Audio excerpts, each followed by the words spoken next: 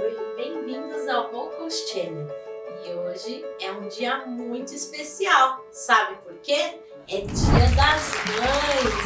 E olha quem eu tenho comigo aqui hoje, presente para vocês, uma mamãe muito especial. Olá, eu sou a Luciana Canato, eu sou a mãe do Arthur Canato, atualmente ele está com 7 anos.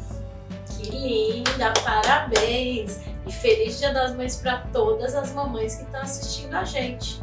Hoje vamos parar de enrolação, né, gente? Ela vai contar pra gente um pouquinho da experiência dela como mamãe, do sonho dela, como que tá sendo. Eu engravidei do Arthur e até 2 aninhos mais ou menos, ele não atingia os marcos do desenvolvimento como as outras crianças. Mas como ele nasceu prematuro, de 35 semanas, todas as justificativas giravam em torno da prematuridade, até quando ele completou 2 anos. Aí a pediatra levantou um alerta em relação à fala. Ele tinha um vocabulário assim muito pobre para a idade. Quantos anos? 2.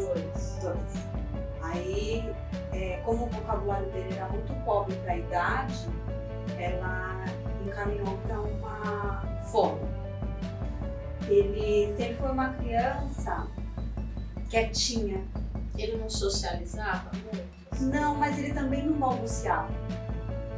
Então, depois de algum tempo, com o conhecimento da praxia de fala, a gente percebe que para todas as crianças que têm o diagnóstico de apraxia, todas elas foram uma criança quietinha, com um pouco balbucio. E o que seria a apraxia da fala? É uma questão neurológica que afeta o planejamento motor da fala.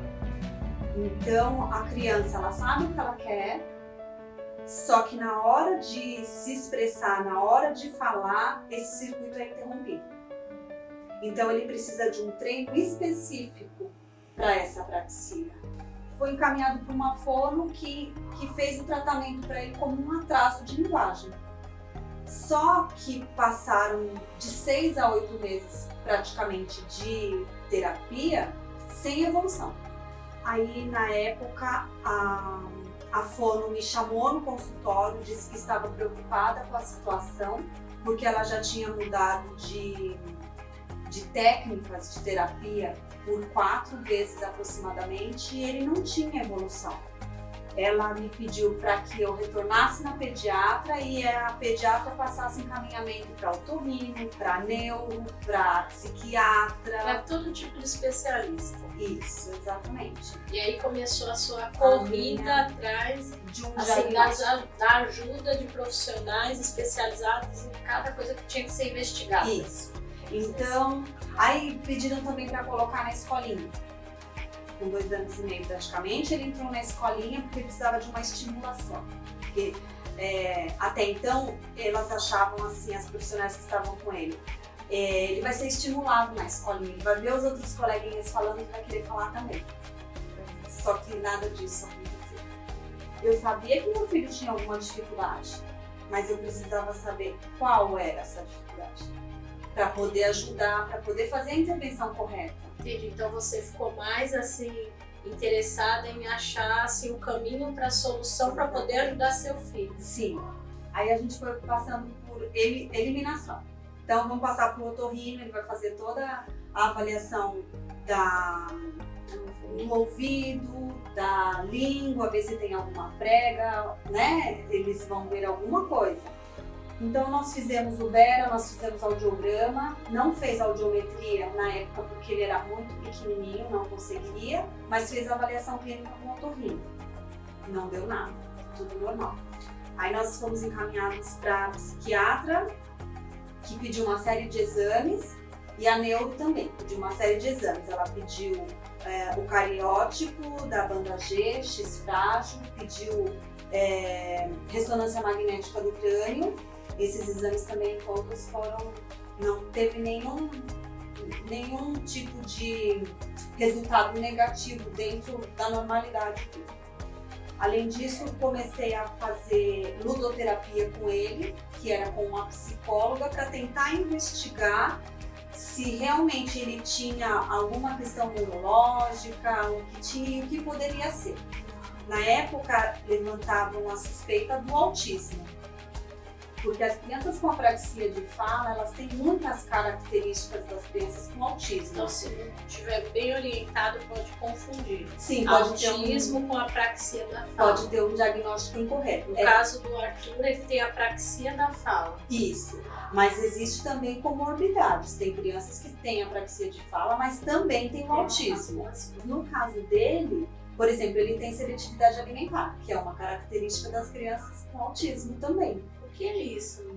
Ele tem dificuldade de alimentação, porque as crianças com apraxia, ela tem essas questões sensoriais na boca, nem todas, algumas. Meu filho não toma sorvete. Porque é gelado. Sim. Ele gosta de coisa quentinha. Quente ou temperatura ambiente. O máximo, um suco que você tira um pouquinho da geladeira e deixa ficar um pouquinho mais fresco.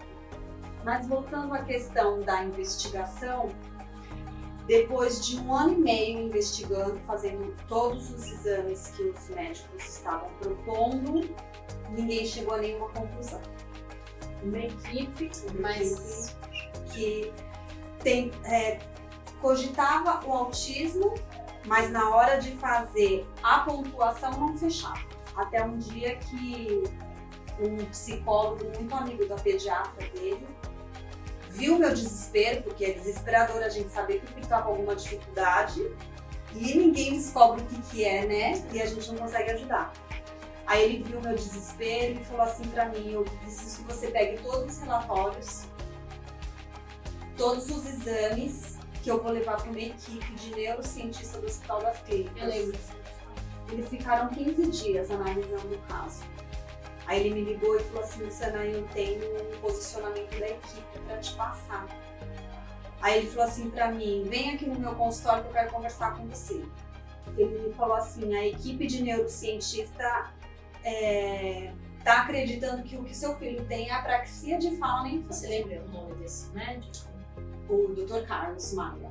Foi aí que eu procurei a doutora Elizabeth, marquei uma avaliação com ela.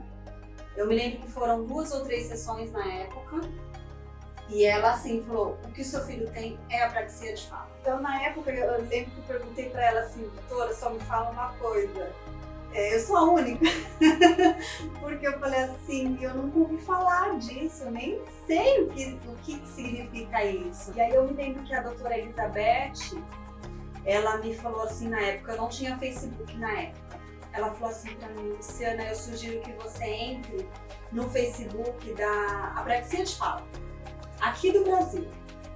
Aí eu falei: mas por quê? Ela falou assim: porque tem algumas mães que se comunicam pelo Facebook. Eu acho que é importante essa troca de ideias entre as mães, para a gente saber exatamente como é que funciona, trocar experiências, né? Porque cada criança é uma criança diferente, mas assim, o diagnóstico está sendo o mesmo. Ele começou a fazer musicoterapia na época, a fono direcionada para apraxia de fala e a TO. Porque a apraxia de fala, ela afeta nas crianças também não só a fala, afeta a coordenação motora. Tem crianças com apraxia que têm dificuldade de coordenação motora fina, outras têm uma apraxia mais global, porque aí afeta o todo, O corpo todo? o corpo todo. Toda a parte de coordenação motora, a apraxia ela afeta. E no caso do Arthur? Ele tem dificuldade de coordenação motora fina nos membros superiores. Ah, sim, tipo de escrever, no caso? Sim, a letra cursiva para ele É difícil. Tanto que eu me lembro de um detalhe muito importante, que assim, depois que eu recebi o diagnóstico do Arthur, eu comecei a fazer alguns cursos, alguns acompanhamentos para eu entender melhor, né, o que era isso, como eu poderia ajudar ele. E num desses cursos eu fiquei sabendo que, na verdade, o Arthur apresentava as características da apraxia desde bebê. É que eu não conhecia, mas, por exemplo, ele foi uma criança que ele não chupou chupeta. Mas não porque colocava na boca dele, ele cuspia e jogava longe a chupeta, sabe aquelas coisas que não quer. Se eu ficasse segurando a chupeta, ele tava lá, chupando. Se eu soltasse, simplesmente a chupeta caía. Então essa questão da sucção para ele era uma coisa muito complicada. Então ele já apresentava isso lá atrás. Ele não conseguia segurar a chupeta. Não conseguia. Se eu soltava, a chupeta caía. 30 ml de mamadeira, ele demorava por volta de 40 minutos a 1 hora para tomar. Então, se a gente for perceber, ele não sugava. Simplesmente a mamadeira virada, ele esperava a gotinha cair. Pingar mesmo. Porque eu amamentei até 4 meses, mas como ele nasceu prematuro, ele já saiu do hospital com o vício da mamadeira. Então eu intercalava, uma hora o peito, outra hora a mamadeira. Só que quando eu acabava de dar o peito, em seguida ele já chorava. Então provavelmente ele não estava conseguindo sugar o suficiente e eu tinha que em seguida complementar com a mamadeira. E depois, com o tempo, como você descobriu? Então, aí quando veio o diagnóstico que a gente Sim. começou a intervenção correta, vinham os treinos para fazer em casa também. Então eu fazia, na época, ele teria que ter indicação de mais de uma vez por semana na fono, mas financeiramente eu não tinha condições para isso. Então eu pedi orientação da fono e eu fazia os treinos com ele em casa. Aí com 5 ou 6 meses mais ou menos de acompanhamento, ele uma vez falou para mim, que eu lembro que foi próximo de um Natal, foi de 2015. E ele falou assim pra mim, mamãe dá o pé.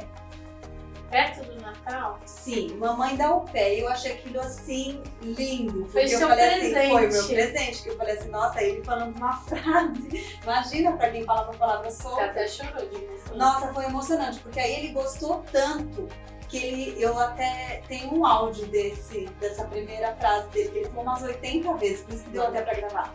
E ele ficou tão emocionado que ele até soluçava. Ele também ficou emocionado porque... Com o avanço dele, exatamente. Né? Tá comemorando aquele momento. E aí, ao longo desse tempo, a gente percebeu que além da apraxia, tinha alguma coisa a mais. Diferente. A gente começou a perceber que aquela impulsividade que ele tinha, porque até então a gente achava, ele não consegue falar, não consegue se expressar, então vem agitação. Foi aí que a gente começou a fazer uma investigação e a gente descobriu o transtorno do déficit de atenção e hiperatividade no Arthur.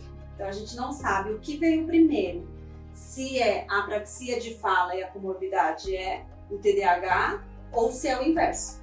Mas aí também a gente teve que começar a intervenção, aí a neuro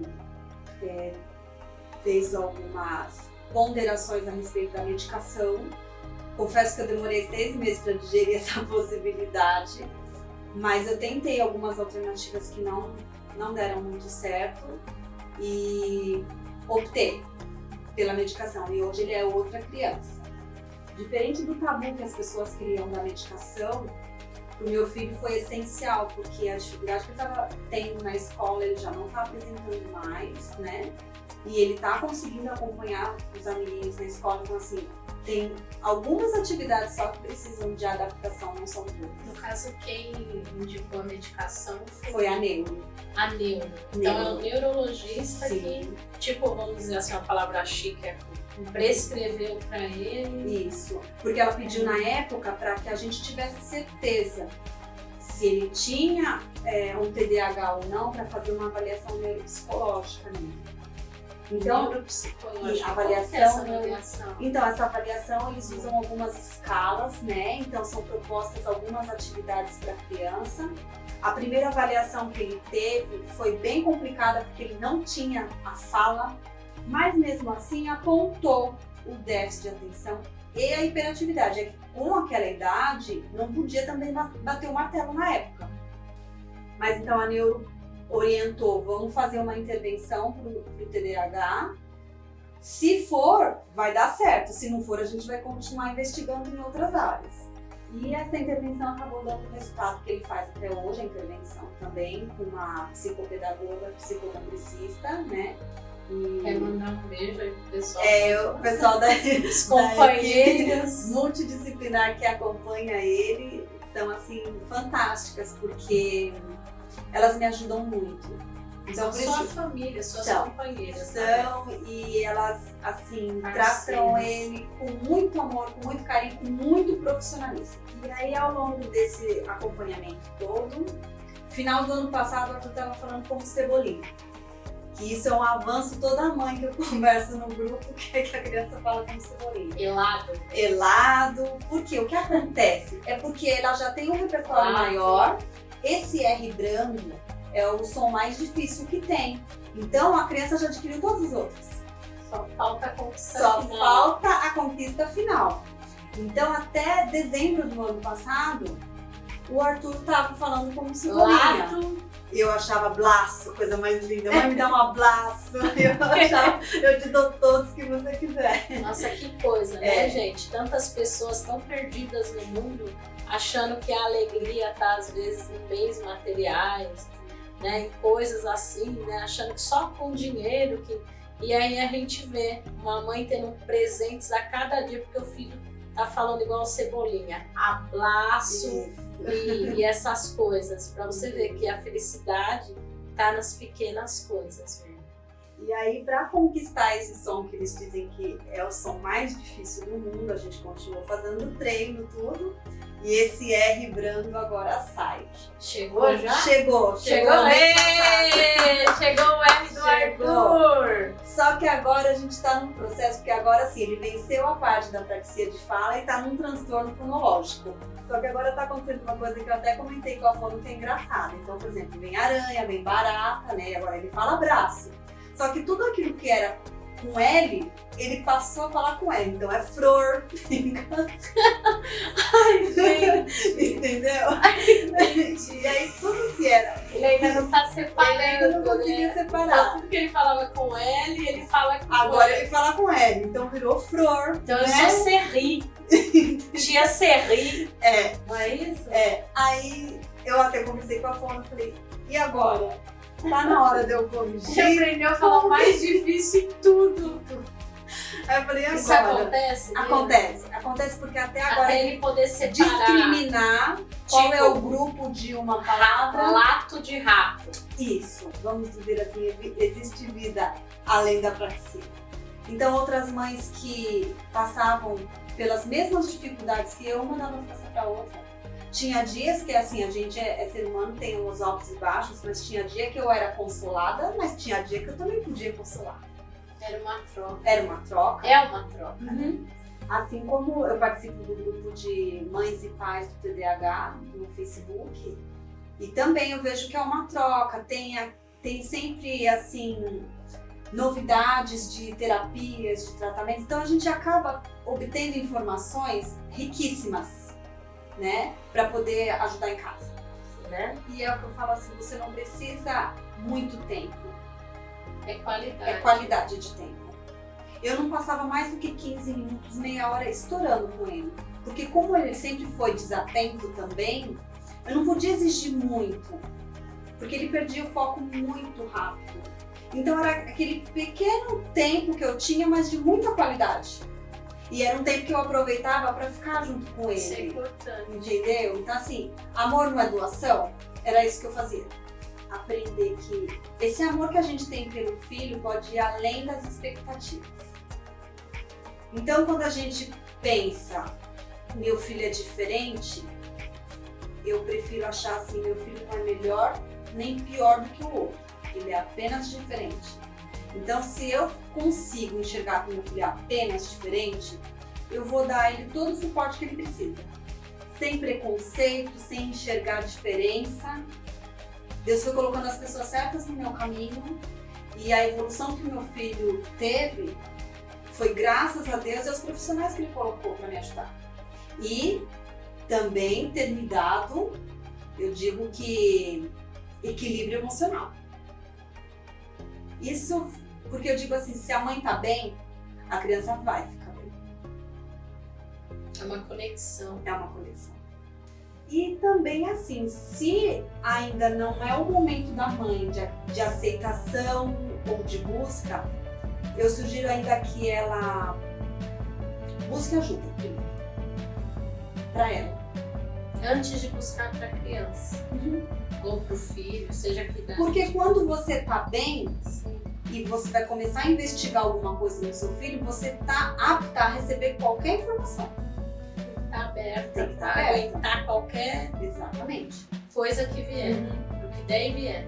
Por isso que o grupo de mães é um apoio mútuo. Para as mães se ajudarem para poder ajudar os filhos.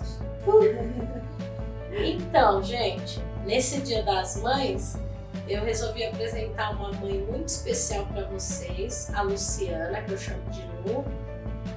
Assim, dizer que eu admiro muito você como mãe. É uma amiga maravilhosa também, uma pessoa encantadora. Agradecer a sua presença no canal. Eu que agradeço. E assim, né, nos deu o presente de dar tantas informações que vão ajudar tantas pessoas. Quero ter metade dessa sua garra, porque não é para qualquer um não. E parabéns por todas as mães que lutam pela felicidade dos seus filhotes, de qualquer patologia que tenham.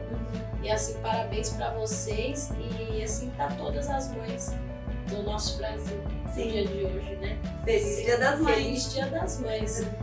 Um beijo especial para minha mãe, para as mães do grupo da Abrapraxia e a família TDAH, que é a minha família hoje. Então, todas as mães, feliz Dia das Mães. É isso mesmo, e palmas para todo mundo, né?